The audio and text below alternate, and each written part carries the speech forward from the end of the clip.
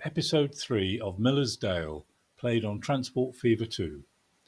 In the first 2 episodes we were looking at how I plan to use the real-world contour height map inserted into Transport Fever 2 to build a virtual model railway of the line between Buxton and Bakewell, which was closed in the 1960s.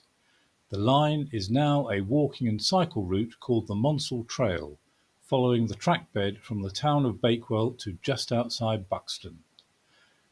This map traces in yellow the route of the old railway line originally built by the Midland Railway to connect Derby with Manchester, running east towards Bakewell as far as the Monsall Head Viaduct.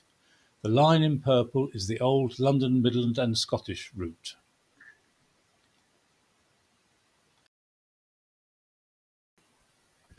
There has been a bit of a gap between the first 2 episodes and starting this one, as I have been developing the map by building railway lines following as closely as I can the original route. This map shows how far I have got. Starting at Buxton, the green line moves east all the way to Monsall Head along the route of the former Midland Railway on its way to Bakewell. In the middle you can see there is a junction called Millersdale Junction, and the route going north is the old Midland line heading for Manchester. I have built this as far as the Tunstead limestone quarries. The old railway line to the west of the map, running from south to north, is the line of the London, Midland and Scottish Railway route coming up from Ashbourne, which heads to Buxton and then again on to Manchester. This is an original 6 inches to the mile map of the centre of Buxton, showing the unusual situation of 2 railway stations next door to each other. This arose because of competition between the Midland Railway and the London, Midland and Scottish Railway in the 19th century. Both companies were trying to serve Buxton, and both of them were trying to reach Manchester, one from Ashbourne in the south, that's the London Midland, and the Midland from Derby via Bakewell. This line is shown in green and the London Midland Railway in red, and you can see that just outside the 2 stations they actually cross over each other, with the London Midland Railway rising above the Midland Railway.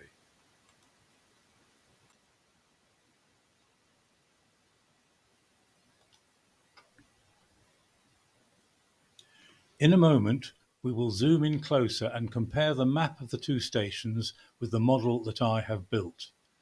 But before that, this is an image of the map from the highest altitude that the game will allow, and you can see the Buxton stations on the extreme left of the map and the Wye Valley winding its way off to the east towards Bakewell. You will also see I have done some detailing of parts of the map, but there is still a lot of work to do. So this is a close-up of the 2 Buxton stations from the old 1 to 6 inch mile map, and next to it an aerial view of the 2 stations that I have built in the game. I found this map in the National Library of Scotland's fantastic online archive, and I bought a complete set dated from the 1960s for the area of the map I'm covering.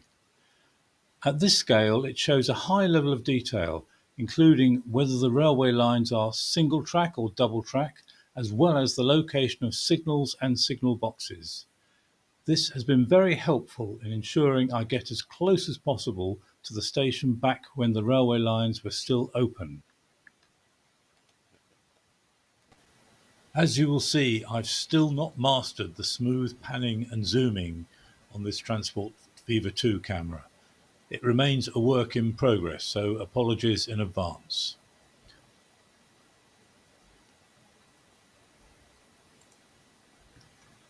Now for some train action.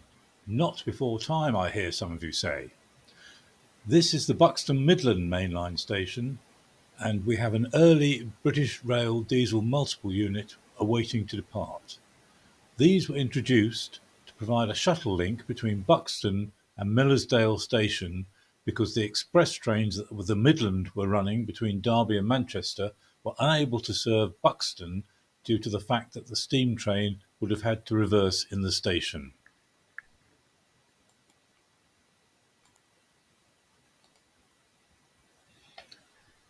What we're going to do now is to take a ride in the driver's cab on a train going from Buxton along the River Wye Gorge towards Monsall Head via Millersdale Station. This will illustrate the progress I have made with the map and also with some detailing to bring a greater degree of realism to the railway.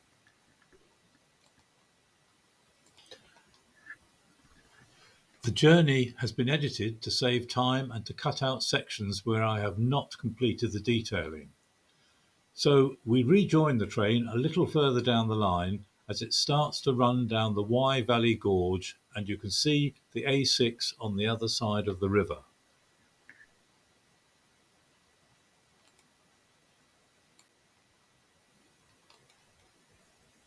We have now rejoined the driver, and you can see coming in the opposite direction another train. I have added quite a few trains to this map, so you will see many more than would actually be operating in reality.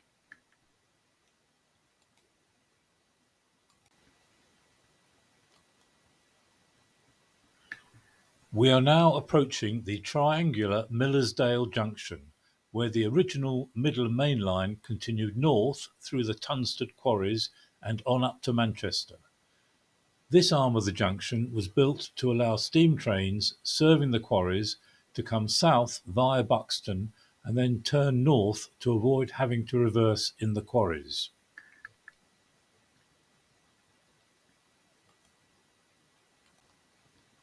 The small station we have just passed is called Blackwell Mill Halt and was built to serve the workers' cottages down in the valley below.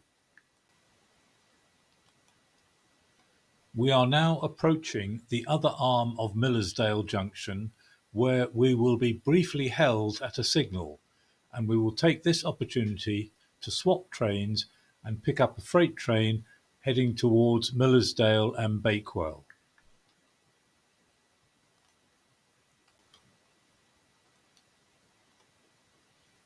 Those of you who have been following this closely will have noticed a couple of issues. The station halt we just passed did not look very realistic, and some of the signals are of a type featured on the Great Western Railway and not the Midland. I will come back to that later. We are now approaching Millersdale Station, and to the west of the station you can see some old quarries where the 6-inch maps that I used showed there was a tramway linking the quarries to the station, where transshipment then took place.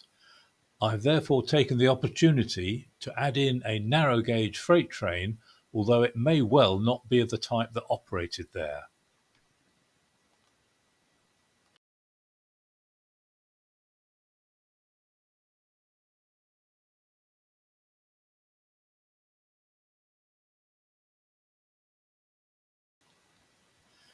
As you can see, I am still having problems with the panning and the zooming, and I hope it's not making you feel too dizzy.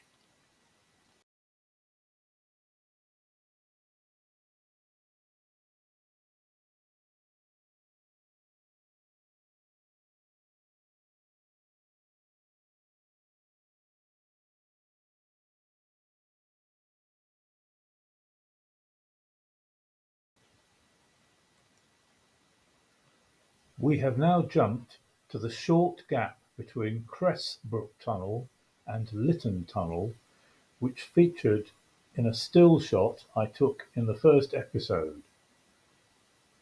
This time, however, the trains are moving.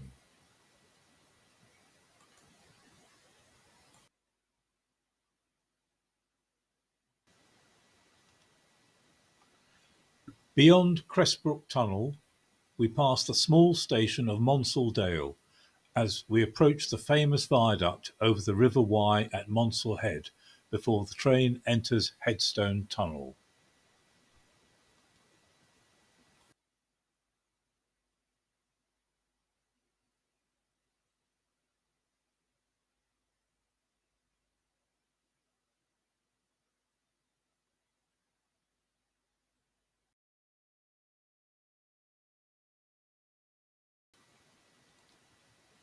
This is the end of our outward journey, and we shall now jump back to travel on the section of line running from Monsaldale Junction north through Tunstead Quarries.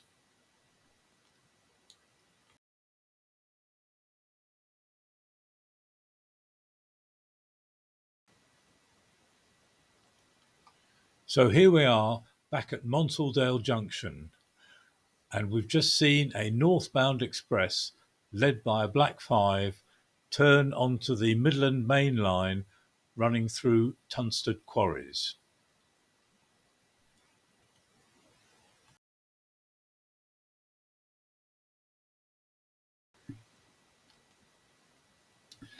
These enormous quarries are still open today and are a major source of freight trains from here to all over the country carrying limestone.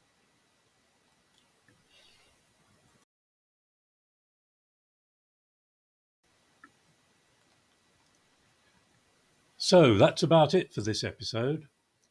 As I said earlier, this is a rough cut and I'm seeking your comments on the presentation and the content and any improvements you would like to see. Thank you.